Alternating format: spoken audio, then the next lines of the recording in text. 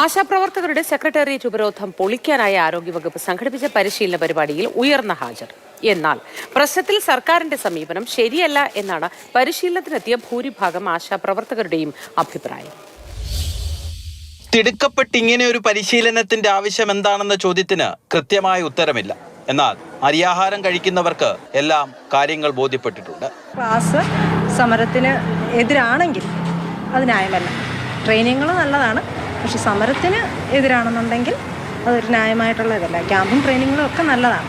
പ്രതികാര നടപടി ഭയന്നാണ് ശാരീരിക ബുദ്ധിമുട്ടുകൾക്കിടയിലും ചിലരെങ്കിലും എത്തിയത്. സുഖമില്ലാതിരിക്കുമായിരുന്നു, ക്യാൻസറിന്റെ ട്രീറ്റ്മെന്റ് നിർബന്ധമായിട്ടും പങ്കെടുക്കണമെന്ന് പറഞ്ഞു. ഉണ്ട്. ആരും പോകാതിരിക്കരുത്, സൈനുള്ളതാണ്, തലസ്ഥാനത്തേക്ക് അറിയിക്കേണ്ടതാണ്. സുഖമില്ലാഞ്ഞിട്ടും വന്നതാ. സമരത്തെ എതിർക്കുന്നവരുമുണ്ട് കൂട്ടത്തിൽ. സമരത്തെ അനുകൂലിക്കുന്നവരാണ് എതിർക്കുന്നവരാണ്? സമരത്തെ അനുകൂലിക്കുന്നവരല്ല. പരിശീലനം നടന്ന ഇടങ്ങളിലെല്ലാം 95% ഹാജരുണ്ട്.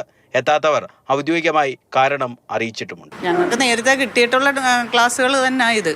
അന്ന് മുതൽ ഇന്ന് വരെ തരുന്ന ട്രെയിനിങ്ങൾ തന്നെ വീണ്ടും വീണ്ടും തരുന്നുണ്ട്. സമരം പൊളിക്കാൻ വേണ്ടി അല്ലെങ്കിൽ ഇങ്ങനെ ഒരു ട്രെയിനിങ് വെക്കേണ്ട കാര്യമില്ല. കേരളം മൊത്തത്തിൽ ഇന്നത്തെ ദിവസം ഒരു ട്രെയിനിങ്, അങ്ങനെ ഒരു ട്രെയിനിങ് ഇതുവരെ നടന്നിട്ടില്ല. ഭൂരിഭാഗത്തെയും പരിശീലനത്തിന് എത്തിക്കാനായത് സർക്കാരിന്റെ വിജയമാണ്.